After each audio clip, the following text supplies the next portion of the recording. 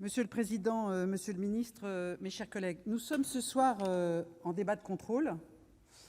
Et pourtant, et peut-être à la surprise du ministre, qui a bien voulu suppléer la garde des Sceaux, il s'est passé quelque chose. Le groupe socialiste a souhaité que ce thème soit « Y a-t-il un recul de l'état de droit en France ?» Le contrôle de l'exécutif par le Parlement est nécessaire, évidemment. Nous avons tendance à considérer que le gouvernement nous écoute peu. Quelle est l'incidence de ces débats de contrôle? Faible. Mais pourtant, nous avons un rôle d'alerte et je crois que ce soir, nous l'avons joué et j'espère que vous en serez le porte-parole auprès de votre collègue garde des Sceaux.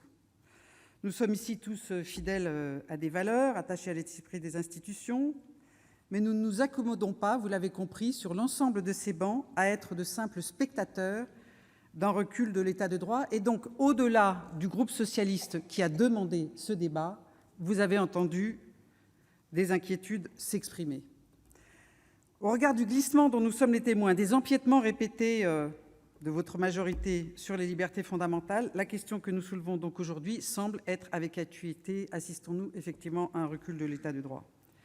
Pouvons-nous considérer que, face à l'un des principaux défis de notre temps, le terrorisme, notre démocratie peut rester forte sans se renier elle-même? Sur ces bancs, visiblement, la réponse va au-delà de la gauche. Et je souhaiterais finalement vous remettre ce livre, qui a été écrit par un de vos camarades de combat, puisqu'il a écrit les statuts de Parti En Marche, et il conteste cet accommodement avec le surveiller plus, le châtier davantage, après le terme de la peine s'il le faut, avant même que le crime ait été commis, pourquoi pas, et en se passant parfois des droits de la défense. La surveillance, elle peut s'étendre graduellement.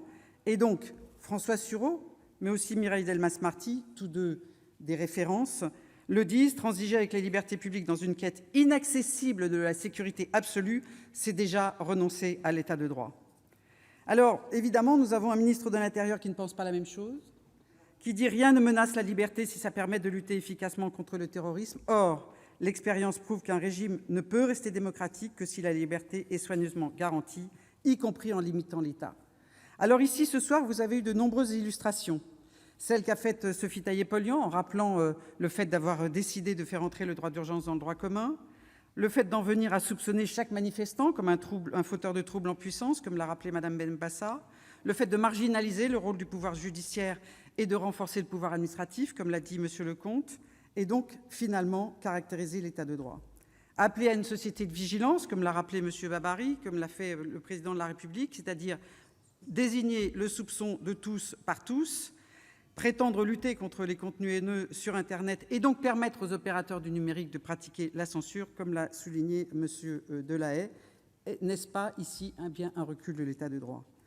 Permettre aux juges des référés de supprimer des informations, convoquer des journalistes par la DGSI pour investigation, le recul de la liberté de la presse, comme l'a pointé Sylvie Robert, n'est-ce pas un recul de l'état de droit?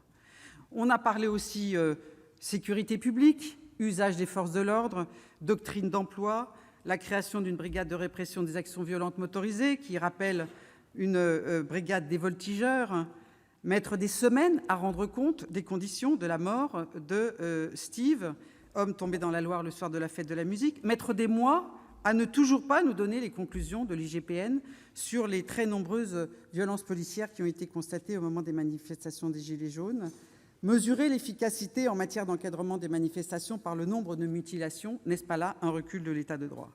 Et puis, discréditer, et finalement vous n'avez pas pu y résister non plus ce soir, alors que vous êtes chargé des relations avec le Parlement, à toute tentative de contrôle, qu'il s'agisse du contrôle parlementaire, le président Requier l'a évoqué tout à l'heure, comme au moment de la commission d'enquête dite Benalla, du contrôle citoyen, avec la proposition de loi référendaire sur la privation d'ADP, dont on ne peut pas dire que l'État manifeste un enthousiasme excessif, alors que c'est son obligation de l'organiser correctement pour les citoyens. Alors ce que nous vous disons, finalement, au-delà de la gauche, ce soir, et ce que nous vous adressons comme alerte, c'est que, alors que les digues cèdent les unes après les autres, face à la montée des extrémismes politiques dans notre pays, ce que nous cédons aujourd'hui, ce que vous cédez aujourd'hui, par facilité ou parfois peut-être par ignorance, c'est l'esprit même de nos institutions, la séparation des pouvoirs, le contrôle des gouvernants par les citoyens et leurs représentants et l'indépendance de la justice vis-à-vis du pouvoir politique. C'est cette alerte-là que voulait